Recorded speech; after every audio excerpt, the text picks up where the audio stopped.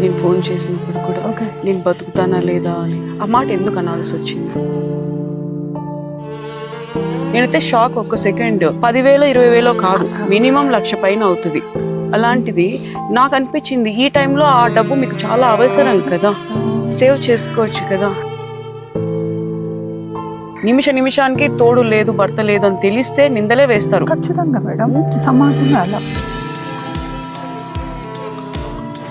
మీకు చాలా వరకు ప్రమోషన్ ఇప్పిస్తామని చెప్పి చెప్పారని, దాని తర్వాత మీకు పెద్ద అమౌంట్ కూడా గవర్నమెంట్ నుంచి అందిందని చెప్పి చాలా మంది అనుకుంటున్నారు.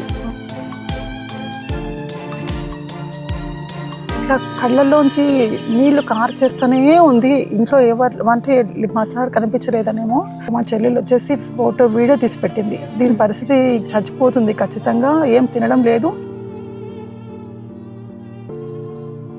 అలాంటి గురువునే కొట్టి చంపేస్తే ఇంకా రేపటి రోజులు ఎలా ఉంటుంది?